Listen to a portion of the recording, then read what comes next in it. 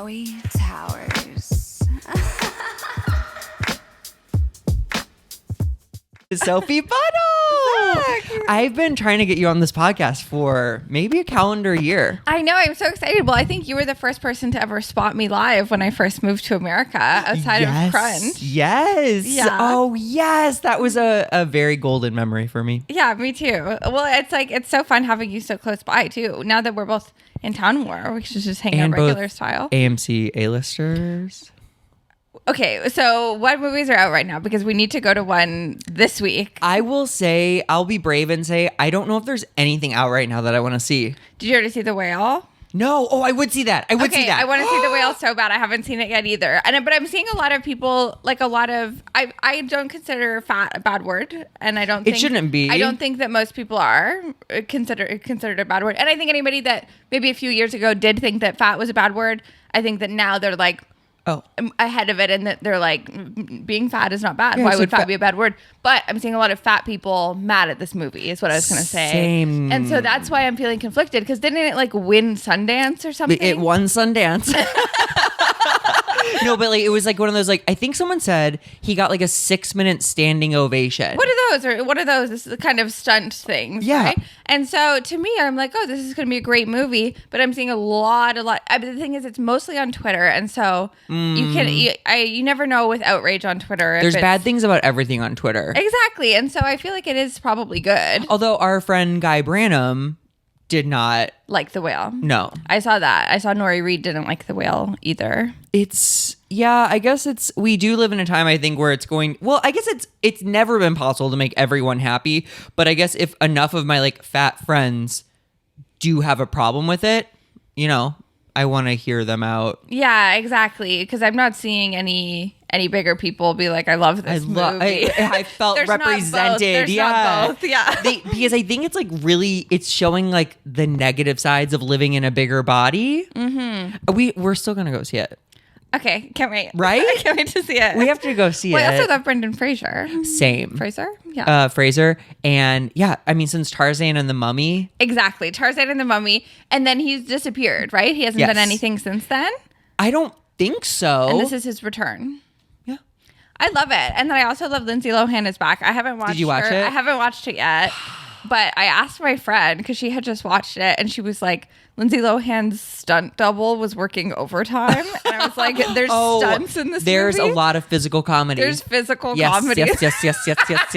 Did you ever see the movie Overboard? No. Okay, it's Goldie Hawn, which is Kate Hudson's mom. Love Goldie Hawn. Okay, and Kurt Russell. Okay. And he is a carpenter, and he's working on this rich lady's yacht, Goldie Hawn. Love it. She falls overboard, gets amnesia. He claims her at the hospital, and he's like, yeah, you live in the sticks with me and our 8 kids. And he teaches her how to be a wife, basically, which sounds psychotic. No. It's very funny. I love this premise. It's that, but at an inn during the holiday season. Oh, amazing. Yeah. Okay, I love it. Okay, I'll check it out. Well, it's interesting. I only bring that up because we're just saying that this is Brendan's return. Yes. And this is obviously also Lindsay Lohan's return. Very much. And what I realized is when a celebrity is making a comeback, they don't do their best life's work first. No. They just put feelers out. They're knocking the dust off. Exactly. They're putting out feelers to see how the public is going to react to them working again. Yeah. And it was never something that I thought about before, but now I'm very aware of PR because of my recent cancellation, which I'm not trying to get into. But I never realized stuff like that before, because it's always Lindsay Lohan had all these issues, but she was never canceled. Wasn't she just addicted to drugs? And she's kind of the underdog for a bit. Yeah, I never people I think were laughing at her a bit because it was at a time where where people felt emboldened where we could feel emboldened to be cruel to people, and now we're much more sensitive with addiction issues. Yes. Well, that was her only thing, right? Is that she had addiction issues, or was there something else? I think so. Her mom's kind of a little trashy. Wow. Okay. I was actually going to say off kilter. I didn't know what to say. Wacky. I mean, wacky. Yeah, her mom's a little wacky. No, she did have Beach House. Lindsay Lohan's beach house. I know, wasn't that in like the Maldives? Yeah, or something or Mykonos. Ibiza. It was in Mykonos. Yep. And she like managed a beach house. Well, there was that incredible video of her dancing, which will live on forever. There has never been a more important video. Piece of culture. I hope we never stop like memeing our lives. Sometimes they just sum things up so succinctly. I know. I wonder if like the youth, like the generation under us, which is like obviously hasn't been born yet because we're the youngest people that have ever lived. But the alphas are next. Alphas are next. That's Z scary. That skips back over to A. Alphas. I know. That's apocalyptic. They're gonna be the weakest ones. Maybe, because isn't each generation a reaction to the generation before it? Yeah, that makes sense. I'm out of my depth already, but yes. I don't know if that's true. It sounds. Oh, you know what I'm thinking of? It's not that. It's not that. It's every president is a reaction to the president before.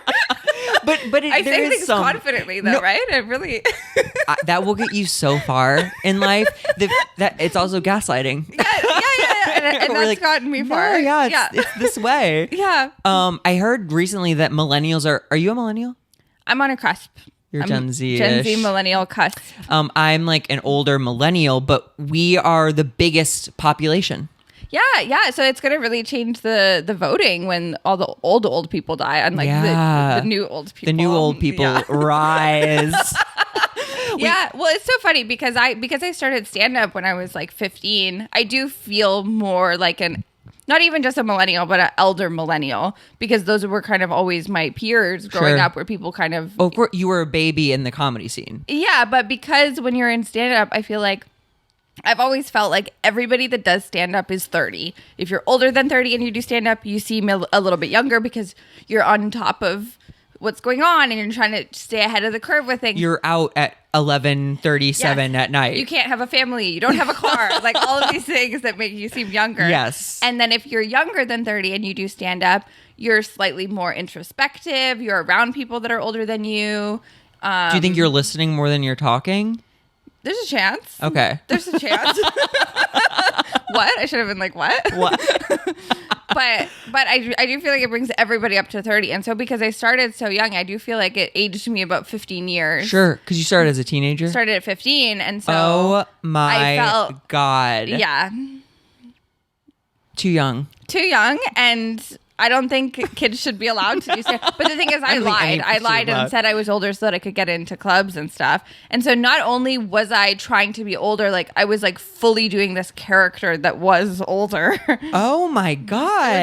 It was gross. It must have been a relief to finally turn 18. You would think. But no, everybody hated me in my comedy scene because everyone found out, obviously, eventually that I was lying about my age. How does Sophie's one of the most talented comedians in general, but her origin story is in Canada. So chaotic. Does Canada embraces you? Do Canadian comics, are you good with them? I've been in and out of favor with the Canadian comics. Yeah. I do feel that most of the time I have been in favor, but I mean, if you're in the public eye to any degree, your career is going to ebb and flow.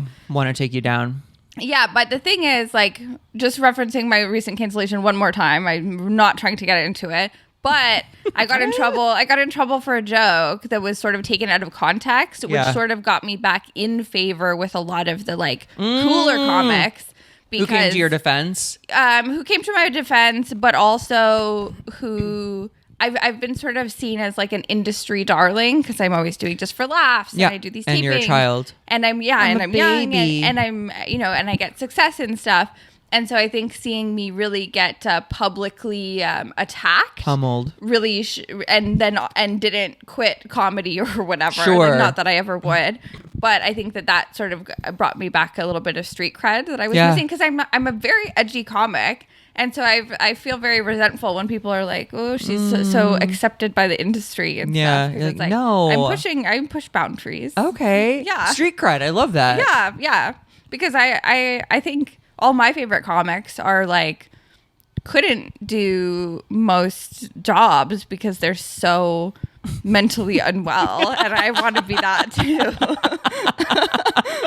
It's very true. Yeah. Okay, wait. So this is a sex podcast. Yes. Do you remember the first thing that made your coochie tingle, or that made you like horny or aware of sex? Yeah, I think Zorro, the movie Zorro. Wait, with Antonio Banderas. Wait, and yeah. Catherine Zeta-Jones, maybe? Yes, Oh my god. Yeah, and so my mom was also in love with Antonio Banderas, and so we just used to watch Zorro like every day and just both be so horny for it. I was so horny for Zorro that I learned fencing. No. Yes, I was in competitions and stuff, and it was 100% Because of based on horniness for Antonio Banderas. And I don't know why in my little horny brain I was like, if I learn how to fence, like I'll get Antonio him. and I will be together. But it's because him and Catherine Zeta-Jones are like sword fighting and stuff. yeah, and I'm she does it too. like, yeah, and so I'm like, well, that could be me. I love that you place yourself in the shoes of such like a rebellious Powerful woman. woman. Yeah, like a cutthroat Yeah, yeah. murderer woman. Yeah, well, that it's also like nice that was that's who he wanted too, Yes. with somebody that was more like feisty Would as spar. opposed to a damsel in distress or whatever. help who me. who was the first one to make your Hulu It tingle? was probably like earlier things were like the underwear aisle at like Target. Yes. The bulges and Yes, stuff. the bulges. But but they then don't. like They're not very detailed. no, but when you're like 5 or 6, you don't really need You don't Detail. want detail. Probably it's too graphic. Probably. I'm like, Yeah. what do I even? I remember the first time I saw porn, I was probably like 8 or 9, and Yeah. I was like, why is his penis so like? Details. Yeah, or like hard. I was like, I don't think I had gotten like boners yet. I was like That is young. so and I was cute. like, that's not real. Oh, when was the first time you saw porn? Probably like 7 or 8. So, but in what context? Like, It was this is now becoming you interviewing me. My friend down the street had like a single dad, and we like found his like porn VHS? stash. Yes, VHS. And you have to remember where you left off. Yeah. And like go back there. that's so funny. But it'd be like 4 like neighborhood boys like watching porn and like not really knowing. that's what your first porn experience is supposed to be, I though. think Is so, you and a too. bunch of friends being like, "Why do we feel this way? What is happening?" That sounds not going to bother you. I don't think so. No. Okay. So I remember the first time I saw porn was with you might want, I don't know if do you bleep names or should I? I just don't say their name or. Maya Capogreco. Oh, okay. Yeah, but I remember with her, I would sleep over at her house, and she had one of those like bunk beds that like the bottom of the bunk was a desk, a whole desk situation. And then her and I would both sleep on the top bunk when I would go for a sleepover. And she had a tiny little TV with like antennas up there. And it only got a couple channels. And during the day, we would watch like Looney Tunes or whatever. Yeah. And then at night, it would be like the like sexy channel On this little TV? on this tiny little TV. And I don't even know how she got it to pick up this channel. Yeah, like a cable channel, it sounds like almost. Yeah. And I don't remember what it was called, but it was like it took place in it was this little drama. Okay. And it took place in like a whorehouse. Oh, and okay. so there was always new clientele coming in. And I don't remember if it was like the same people that worked there always. Wait, is it like the Bunny Ranch in Vegas? Maybe. It felt like a think Vegas-y it was type. kind of reality TV.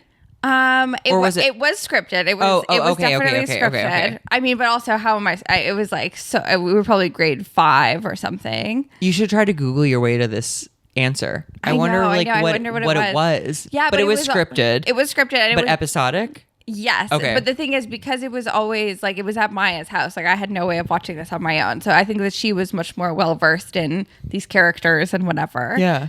But yeah, She knew the storyline. yeah, she was like, I've seen this one. Let's just get Yeah, but that was the first time I saw porn. But I also love, like, most of the time, I think it's like the age group older than you. Mm-hmm. All the men have the same story of like finding porn in the woods. It was a thing. Yeah, and then it's Like just a box of porn. kind of box of porn And in it's the like, woods. what's the origin story? But I also love it's just such a natural like human thing to want to like have sex and whatever. Yeah. And so I like that you have to go into the forest to get it. Like it feels like a rite of, I feel like we should get back to that. Like kids should have to go into the forest to get find- porn. It's too accessible now. We're too far from Stop. nature. I'm like the Unabomber. Like we need to get back to nature in simple times. like it's like an Easter egg hunt, but for like full penetration porn. They get your basket. Go. Yeah. Go find. Exactly. And I think that the closer, Like deep woods should be the porn that you actually want, and you should have to really hike through. Do you talk about this on stage? No, I'm just thinking of this right now. Sophie, it's so funny. Oh, okay. That's good because I need some new material. So I'll comb through this episode. I don't think it'll help you for Fallon. No, that's been a struggle. Wait, because that's so funny what you just said. Like more intense the porn, like the deeper in the woods it is. That's not what I said. I said the porn that you want. So you just outed yourself. It's like softcore, like in like the bushes outside of your house. Just a lot of heavy petting. Yes, kissing. Yeah. yes, which is frustrating porn. Do you remember? You're like, yeah, fuck them up. I want to see the holes.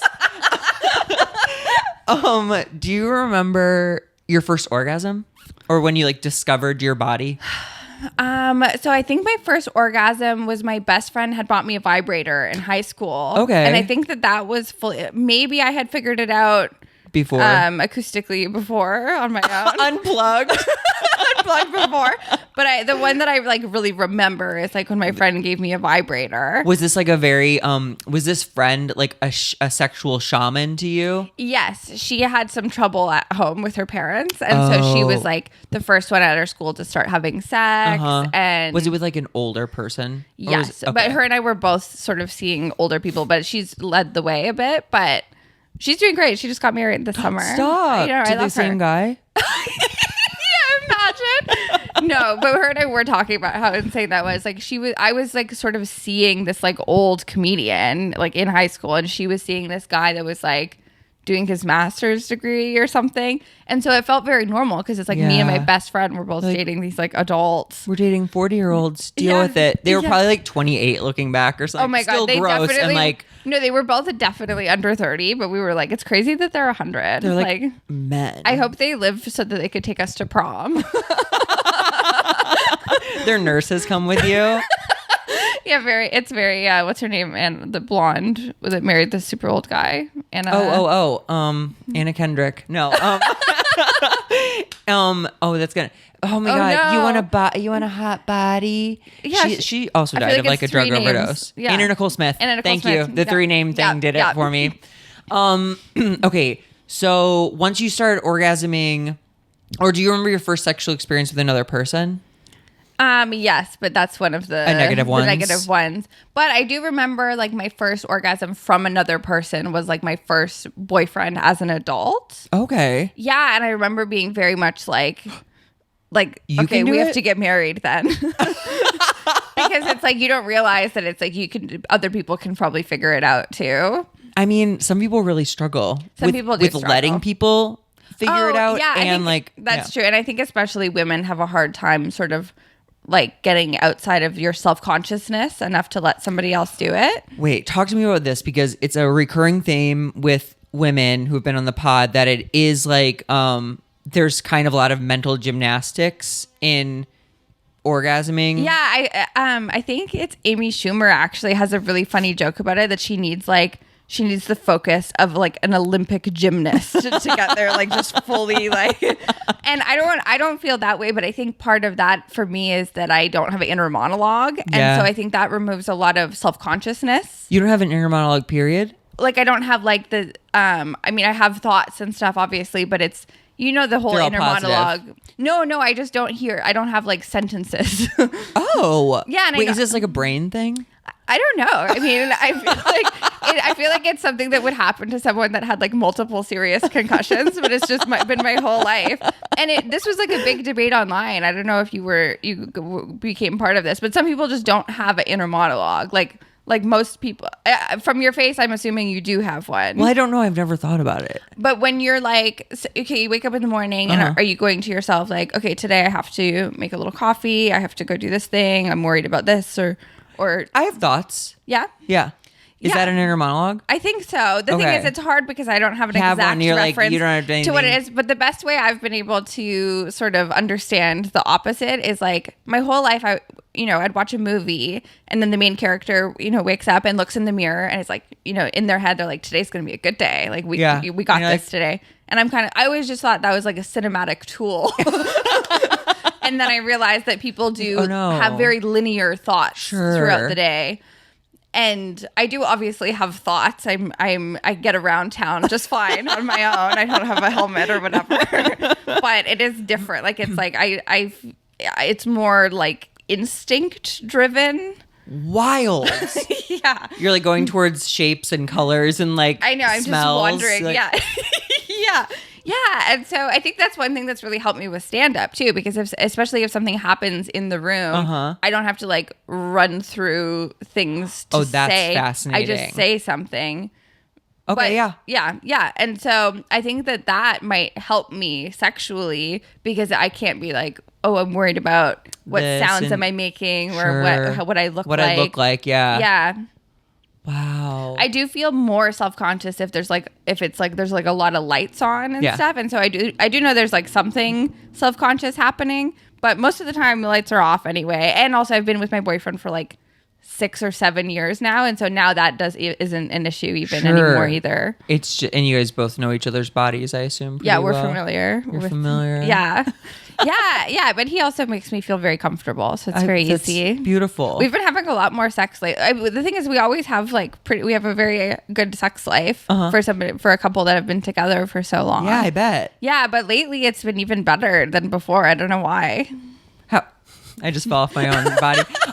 Spit take? Full spit take? I am Celsius? always curious as someone who's like, I've been in a relationship for a year and been in a relationship for 8 months, but that's where I cap out. Yeah, that's where you top. That's when you where I start top. topping. No, haven't found that number yet.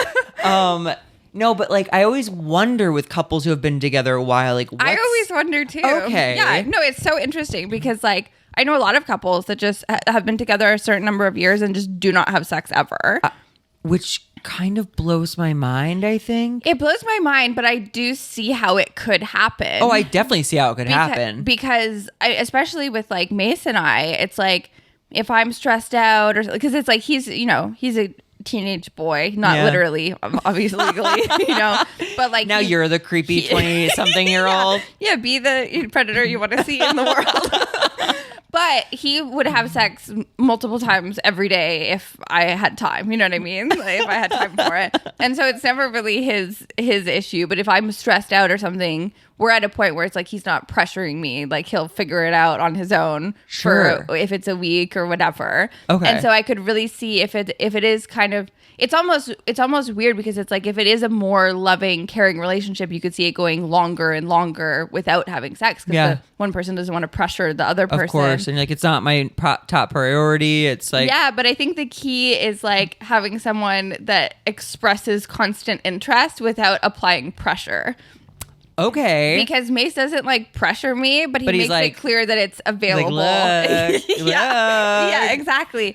And so I think that that's sort of the key to it. Is like because I understand that like if somebody's stressed, like you don't want to pressure them, but then also like having sex might relax them a little. So you do want to put it on the table if they're at all open to it. And you don't want there to be a resentment forming, and you don't want them to feel unsexy, I guess. Yes, exactly. And yeah, you got to be able to make each other feel secure, whether you're having sex or not at that moment. I guess I just always like with me, it's like they start to I get too comfortable with them, and then like there is intimacy, but it's not like sexy intimacy. But I think I've also just had so many hookups that I'm like, oh, the newness is so exciting. Well, the newness is always going to be exciting. Yeah. But I think you just have to find other things later in the relationship to also feel excited about that is not just the newness itself. Like bringing in a third. Exactly. Bring a newness. I'm here on behalf of Mason to like get you out of a threesome. Well, Mace has had so many threesomes. I've Has he never had really? He lost his virginity in a threesome. I really want him to do your podcast. Would he? I'm sure he would. Okay, great, I don't yeah. think he knows what the premise is because he was like, have fun, see you later. And I was like, I'm about to have a dirty afternoon. Fun, all right. I would love to have him on. Oh my God, I feel like he has really good stories. Okay, he lost his virginity in threesome. Yeah, I'll let him tell you the story, but Okay. and that was not his last threesome. What a slut. I know. I kind of love it though because I was like, he seems like kind of quiet or something, and you're so like- I'm glad that he has that edge Yeah. to him. Oh, was it a 2-girl threesome? 2 girls. Yeah. Okay. Yeah. He seems like the type who would like do it with another Maybe, guy. yeah. Not do it, but like you know, be in a threesome with another guy. Maybe. Yes. Yeah, I think the thing is, I'm always trying to convince. He has like this little group of friends that have been best friends since like the beginning of high school, and they're still best friends. Whoa! And I'm always trying to convince them that they're gay for each other, and not full gay. I'm just trying to explain to Like, them a little that bit, like, you're in sexuality is a love. spectrum. Yes, Exactly. yes. And they are very hesitant to accept it, but it's because they don't want it to be awkward in the friend group, is what I think. But they're always Just like be kissing gay. each other. They're always kissing each Stop. other and hanging out naked. They've all seen each other's dicks and stuff. And I'm like, that's gay. That's what gay is. That's gay. Tell him I do that. Be like, Zach does all the things you and your And friends Zach's do. gay. Zach's And Zach mostly gay, I think. Mostly gay. Yeah. Have you ever been with a woman? I've made out and rubbed a vagina over jeans. Okay. That's not the nothing. main. That's so funny. You should say that on stage. It's true. I am an aspiring. Do you count bisexual? Do you count as a gold star if you haven't? Yeah, I think so. Okay. I've never had a girl like handle my junk. I never handled a girl's out raw. Okay. You know, there's always been some Levi's. Yeah. Never sashimi, always a roll. A hand roll. Yeah, a hand roll. No, I love the concept of being pansexual or bisexual or whatever. Like, yeah. It's a beautiful concept. Mm-hmm. And I think more like guys are comfortable admitting. Yes. So if I can be helpful in that way and be like, I am also a bisexual. Oh, that's Maybe great. that'd help them. That's great. Congrats on your budding bisexuality. Yeah, I'm just virtue signaling. Well, it's also great because it does seem like, and I don't know if this is true or not, but I'm just going to say it. It does seem like there is a lot of bi erasure, mostly in the gay community. Yeah. And that's surprising to me because it feels like a very like conservative mindset. People drive me crazy. Yeah, it's like no one's ever going to be nothing's ever enough. Like, it's like, okay, we were in the closet and the worst thing you could be called was gay. And then like some of us felt comfortable saying, oh, I'm actually bi, to be like a stepping stone. But because of that, I think lot to be like, there's a chance I'll still be with the opposite. Yeah. Yeah. But then it's like, we don't believe guys when they say they're bi. Like, Yeah. oh, you're gay. Yeah. And it's like, let him be bi.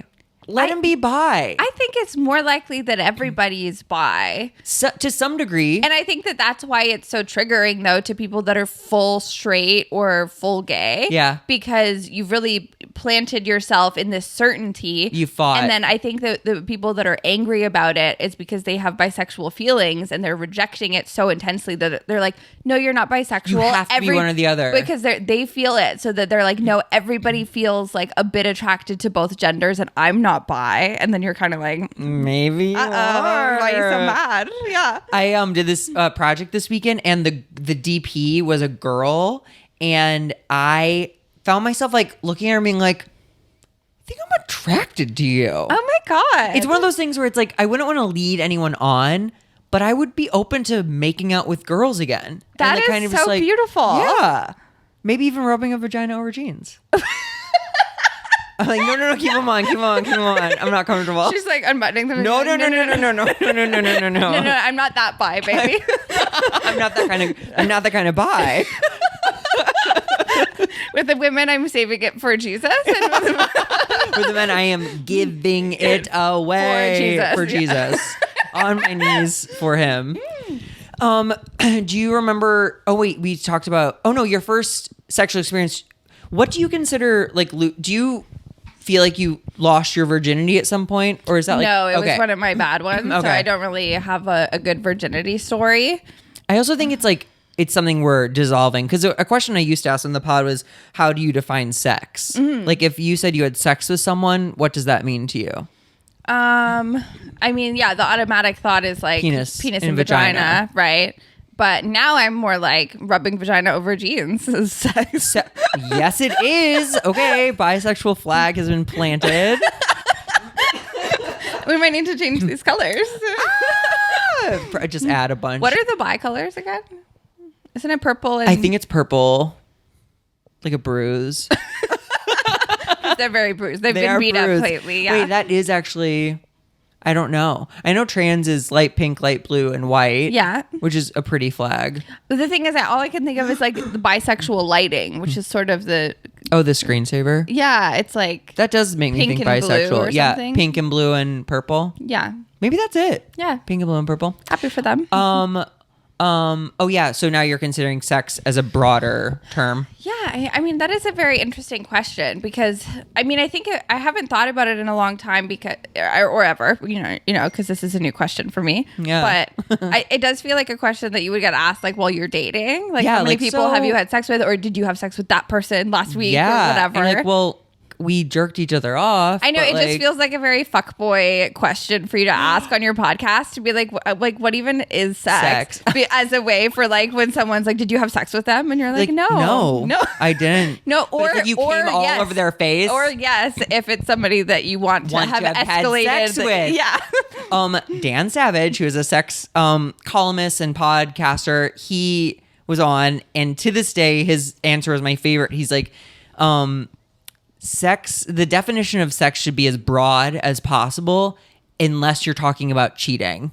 And then it should be very, very narrow. Exactly. Yeah. That's sort of what it feels like. Because it's like, yeah, if you're in like a relationship where, kissing someone on the cheek goodbye would be inappropriate, which is like maybe not a great relationship. But if that's what you've signed up for, then that's...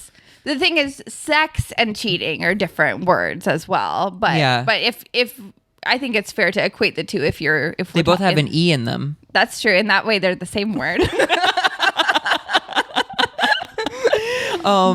Yeah, I just think it's okay. So then, while we're in this like neighborhood, what do you feel about like open relationships and polyamory? Yeah, the thing is, like, I'm not in that. Like, we have like a monogamous thing going, and I've never not had that. Like, I've had. You've always been a monogamy girl. Well, my first boyfriend who I was with for a couple years, like, we were like constantly cheating on each other, really, and fighting about it. But that was just a bad relationship. And did you guys cheat as like revenge, or cheat as like?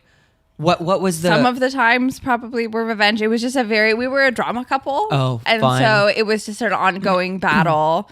And also I was like 18. I had just moved to Vancouver, and he was kind of a big Vancouver comic, and he was like 10 years older than me. And so we like started sort of dating, and then we weren't like together, but we had been on like a couple dates, and like I don't think we had even had sex yet. And then there was like a big comedy festival in town, and this like big comic that I was a big fan of came to town. And then at one of the hotel parties, we like made out, like you and the big comic. Yeah, fooled around a little. And then a bunch of comics in town saw me like leave with him, and so told this guy that I had been on a couple dates with. Yeah. And then, but then I denied anything happening because I was 18. I should have just maybe said. But then the thing is, like months and months later, he like found out that something happened because he had reached out to the big comic. Who's about this specifically? Yes. And so that got like confirmed, and then that blew up into a whole thing, and then he started doing a bunch of stuff, I think, as revenge for that. Oh wait, were you guys together? Not when I did that, okay, but in the like future we were together. Yeah. Please say you're more successful than this guy. Yeah. He kind of doesn't do stand up anymore. Good, fuck him. Yeah, and that was just one of the times that we went through but you guys it. had not had like a determine the relationship talk. No, but I had lied and said that nothing happened. Yeah, but it's still. But at the beginning, you don't know. And I was also 18. I didn't really know how to balance how to maneuver. I didn't know how to maneuver, and I didn't know that like honesty is sort of the best policy, Sure. even in new situations. Sure. Like, I think that now, even just as a population, we're more literate with like how to treat people you're dating like a person. Yeah. Whereas I do feel like it used to be kind of more of a contest of like tricking the other person and playing games and doing all that stuff. I almost asked you, do people still ghost? They do. People still ghost. I hope we get past that soon though. Yeah, ghosting, I feel... Yeah, I wasn't sure if people were still ghosting. Like, I know that they are. Yeah. But... It's just so immature to me. And I'm sure I've ghosted people before, but like the power and relief you have from sending, hey, I'm not sure if you feel this way, but like I'm getting more of a friendship vibe than dating vibe. It's just a very easy message to Yes, send. and we've decided we don't need to. I think that people that are ghosting want to leave the door open for that reason. I think when people ghost, it's because they probably, you know, their ex has just resurfaced and they're not sure about it, or they're going on a trip and they might want to hit you up when they get back. Like, sure. But obviously every ghost is different. Every ghost is different. But I do think a lot of them are doing it because they don't want to close that door. Fascinating. I never thought about that. Yeah, because I used to ghost people, and I think that that's why. And you're like, I'm just gonna like take a step back. Yeah, because if you don't say anything, then you can come up with something if you want to go back. But if you say, hey, I'm not really getting good vibes from this, then they know that you weren't getting good vibes from them at one point. Give them as little as possible to go off of is the best ghost policy. Honestly, to this day, these days, I'm trying to give as little information as possible. Mm-hmm. Just the basics. Okay. I take the emotion out. I take the... For hookups or what? No, this is kind of just for like life stuff. Okay. Like, do you ever feel yourself over-explaining? Online? Oh, like You're email. Yeah, I was doing... What if I was like, no? My fingers are wiggling vigorously. I'm like, this is how I talk to people in person. Spiders. There's a spider on you. I'm like... No, I used to find myself just over explaining, sometimes in text, but to friends, to managers, to whatever. And I'm like, I don't need to say all this. Just be like, that works for me. Yeah, 100%. Well, that's something that I'm helping Mace with, because he really struggles with that. And I always thought it was kind of more of an OCD thing. But I also realized that it's sort of a situation where, because he grew up with 2 older sisters and a mom that are all very strong women, strong personalities. And so I think that he's often grew up in a situation where something that he said would be intentionally misunderstood unless he said it in like absolute airtight wording. Wow. And I think when you're a little boy and you're growing up with so many women that are so much more familiar with like subtleties and implications and stuff, you get kind of freaked out because it's not a natural thing as much for boys as it is for girls, is to pick up on all these little subtle things. Yeah. And so I think it just scared him into being like very careful very careful, always over explaining himself. They seem to point out his tone a lot as being kind of, you know, argumentative, like very, I don't like your tone. Yeah, that kind of thing. And so he always like, last night we were doing a couple, I was helping him with some business emails and messages and stuff, and he's like, oh, is this okay? And I yeah, exactly. And I feel like it's also a Canadian sensibility to sort of over explain and apologize and, oh, sorry. No big deal. No worries if not. No worries if not. Sorry for the late thing. No apologies if yeah. And I think that Americans, and especially Americans in our industry and all kind of business high achievers, are very direct, very like, this is all you need is sounds good to me. Like, if that's all they need, then that's what you should do, because it's easier actually to just receive that information. Yep. And because you're not interacting in person, there's no reason to read into tone. Like, you're just conveying information. Yes. Yeah. It's good. It is good. Trim the fat. But I'm also too cutthroat with that. Really? Sometimes. Like, I've had situations where my friends will get mad at me for a message because it felt cold. Just like K. Yeah. I don't do K. Okay. I don't do okay. I don't do thumbs up. I don't do anything that businessy with friends. Because it's been told it's not nice, but that's why I abuse emojis now, because I'll be like, okay, and then and then just fucking slam on some emojis. I'm glad someone as young as you is still doing a lot of emojis. Oh, I do share style emojis. Do you follow Cher on Twitter? Wait, what? Do you follow Cher on Twitter? Oh, yes. Or I see that pop up. It's just like line upon line. Exactly, because I'm conveying information, but I'm showing that it's good vibes. In case you're just like browsing. Yeah, like, well, but it is interesting that you mentioned it as an age thing, because I did recently see a TikTok that was like, she was like, yeah, I'm the token Gen Z in my office. Did you see this one too? I think so. And she's like, don't post anything like this. It's so cringe. It's so cringe. It's so chuggy. And it's like, you know what's chuggy is like listening to a fucking 20-year-old. I know. Like, explain to me how to communicate. I'm annoyed at elder millennials for empowering Gen Z into explaining Gen Z things, because it's like, we're adults. We have jobs. We have accomplishments. Why are we looking to them? Yeah. How to be relevant. Give them no power, frankly, is my take. And it's like all like the verbiage and slang. Guess what? None of it's going to stick. None of it's going to stick. No. And you're going to be the cringe one in a second. And they don't know who they are. All they have is their online vibe.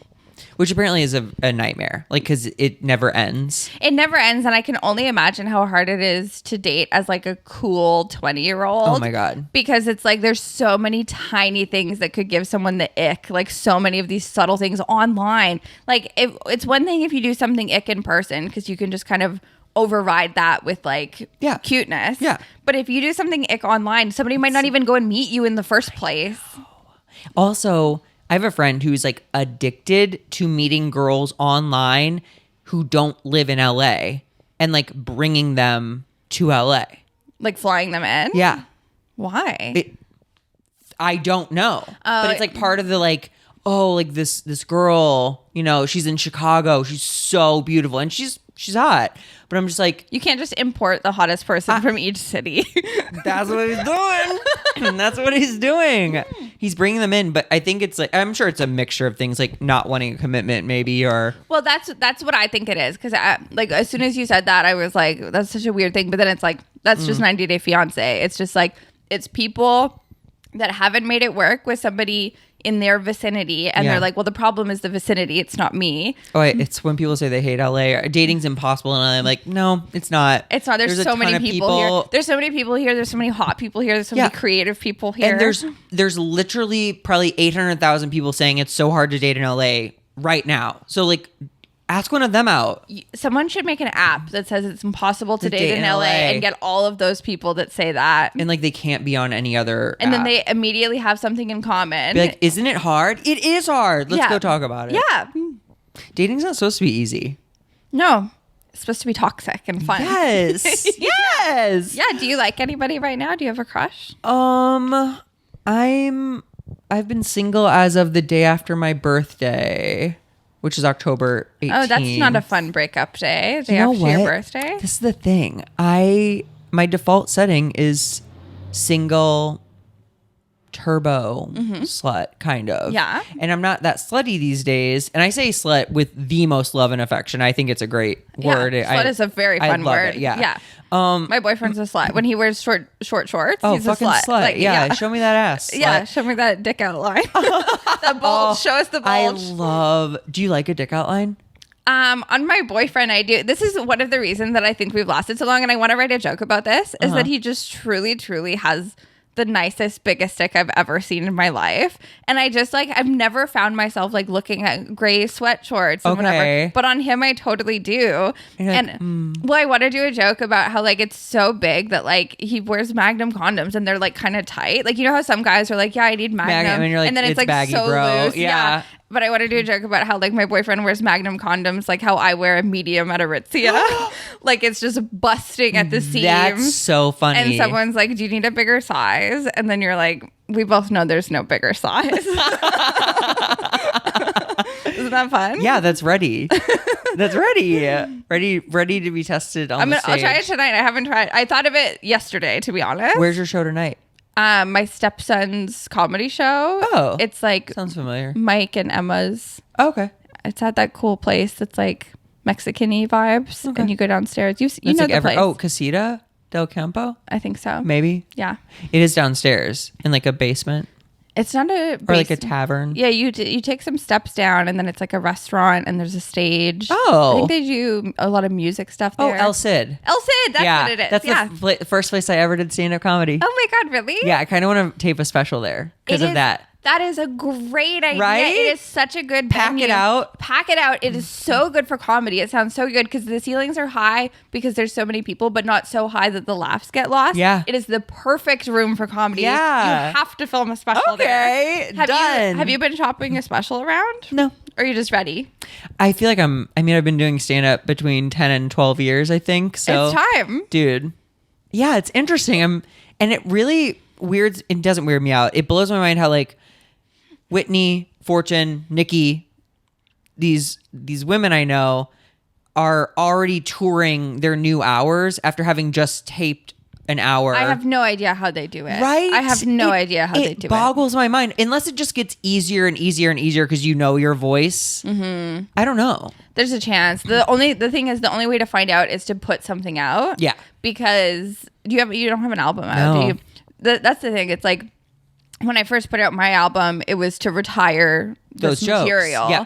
And then because I'll lean on them still. Yeah, exactly. And the thing is, you don't have to immediately have a fresh whole hour. Like, not everyone in the crowd will have heard it. Some people are brought along. Some people are just interested. Some people just like you online. Like, totally. Like, you don't have to retire everything. You can have kind of a base, but you do need sort of enough stuff that has some legs. Yeah. Tent poles or whatever. Yeah, but I also seen the really big people. Like, I saw Ali Wong at the lab at the Improv. And she was running her new hour just in a super small space. Yep. And they gave her, 5 nights or something in a row. Wow, in the lab? Yeah, and I think two shows a night? shows a night just to get an initial base of stuff. And even she did a pretty big portion where she's like, does anyone in the crowd have any questions for me? And I've seen a lot of bigger comics do that, which I imagine if you have enough stuff compiled, if you're organized enough to know what you want to work on, right. You can put out an album, and then you can do a couple weeks or even a couple months of sort of that, and then take it on the road where it's like almost there, and then you figure it out while you're headlining on the road. If I just sat down and worked on my set for an hour a day, imagine. I think I would have. Imagine. I think I would. Same, but that's impossible. It is, isn't but it's it? literally impossible. Fuck.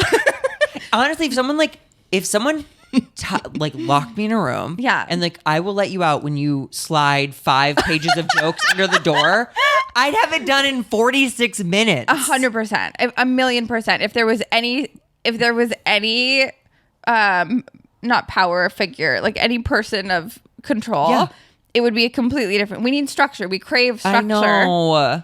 That's why we like to get spanked. Exactly. I'm kidding. Wait. Okay. Let's actually play a round of hot or not. Mm-hmm. This is where I pitch topics and you say if you find them hot or not. Okay. And just you, it's not like, not for me, but because people get tripped up on that. They don't want to it's not you shaming. No, I'm happy to be like, yuck. How about yuck or no? Yuck or yes? Yuck or yes? Yeah. Okay, let's start with spanking. Yes. Okay. Are you ever the spanker? When we're out, playful. When we're at a grocery store, I'll do a really hard spank, but not in the bedroom. PDA. Never before my current relationship, but now I love it. Wait, why do you think that is? Were you not that in love with the previous people? I think that has to be. I used to think that I hated kissing. I used to think that I just hated making out, but it's just it wasn't the right connection. I love that for Mace and you. Yeah. Sorry if the exes are listening. Hope they are. You're not. Sorry. You did a bad job. No, yeah. It blows my mind. There are still guys I encounter that don't know. They don't know how to kiss. Guys are bad at kissing. Fuck. Some of them literally just use their. They just open their mouth. Yeah. Oh my God. That is so funny that you bring that up because I haven't thought about that obviously in forever. But just why are you opening your mouth if there's no tongue happening? Or it's too much. Oh my God. It's a serpent sloshing around. To put it down my throat. My very first kiss was my friend. And he had one of those tongues that goes out way too long. And it was obviously so fun. In elementary school, everyone was like, oh, do the tongue thing. Yeah, down to his chin or whatever. Exactly. But he was my first kiss and it was fucking, stabbing the back of my mouth. And then he told everyone at school that I don't open my mouth enough when making out. And I was I was trying to get your tongue out of my mouth. You fuck. I hope that is so rude. What a motherfucker. It's supposed to be a little tongue and then a little more tongue and then back it off and then back it off. Where did it go? And then go in. Yeah, exactly. And then just kiss lips. I feel like we would have great. We would have a chemistry. good make-out session. I know. Because the other thing is, it's not about getting to a destination. It's about enjoying It's the dance. It's yes, 100%. It's so easy. This is so frustrating. Is it's so easy. Well, I want to be just match what I'm doing. Just match what I guarantee you will enjoy yourself if you match what I'm doing. And I think that's why it's also so off-putting. It's if you can't match what I'm doing on this step, how do you expect to be promoted? How do you expect to try to get access to other? What are you going to do to my butthole? Exactly. Oh my God, your butthole Grindr chat the other day killed me. That killed me. Dude, Grindr is a wealth of comedy. I'm so jealous. Grindr seems like so much fun. I want to talk to gay guys. You could just put up Mace's pictures Oh my God. Of and his be dick. like, big dick looking for tight hole, and then just have a heyday. And then just post it online too. Yeah. And be like, I love Grindr. And everyone's like, get off. That's what it's for. There was a really funny Grindr post that someone put up. Oh, it was a girl on Grindr, and it's like, are you a girl? And he's like, yeah. She's like, why are you on Grindr? She's like, I'm the only girl here. I'm getting tons of attention. And it's so funny because That's it's like, me. That's so me. honestly, like if girls want to be on Grindr for a safe space to talk to guys, come aboard, I say. I think the greenest flag a girl can have is like desperation to hang out with gay guys, because it's the opposite of girls that are like, yeah, I only have male friends because it's less drama. Yeah. Because the problem with those girls is like, why can you only be friends with people that are attracted to you? Yes. Because that's a power thing. Like, you're basically a predator. It's like you need somebody that's like trying to hook up with you. Yeah, to maintain a relationship. Whereas with gay guys, they'll cut you off if you wear something. If you're wrong. annoying. If you're annoying. I remember so many times a girl would come out with us and she'd wear heels and she couldn't keep up. And I'm like, leave her. You get cut. You get cut. Gotta be a team player. Yes. Oral sex. Yes. Do you prefer to give or get? I like both, but I like to give. Yeah. I'm a big blowjob girl. Really? I love giving blowjobs. I love giving blowjobs too. It's fun, especially if you're good at it. Yes. Like, you get a lot of positive reinforcement. Yes. You're in control. You're in control. I guess I didn't think of it as like a control thing because I like it pretty. Oh, rough? Like getting skull fucked? Yeah. Nice. Yeah. Wait, do you do? Okay, I can't do it because my fucking like equilibrium is off. But the laying on your back You on have the vertigo. You have vertigo. Don't get old, kids. I can't ride roller coasters anymore. It's probably the same thing. I can't roller coasters. You're like daddy's ears, sir. No, the lying on your back with your head off the bed. Yeah, the problem is we haven't done it basically since we've been in LA, just because our mattress is on the floor. But yes, we do that sometimes. Also, that's a kind of be risky because the balls are then like right. That's in your, part of it, though. You gotta get the foot smush. Okay. Come. It's like, it's so fun when it's while it's coming out, and then as soon as it's done, it's like, okay, what are we doing? Let's clean it up. Yeah. That's me after I have an orgasm. I'm like, yeah, come on my face. And then if I come, I'm like, if you fucking get that shit near me, I will Go outside. The police. Go outside. Yeah. Not in the house, not in the house. I mean, I don't even like, the thing is, I feel exactly the same way about my, like, if Mace like goes down on me or something and then it's a little shiny on his lips and then wants a kiss, I'm kind of like, no. I'm not a lesbian. I'm not interested.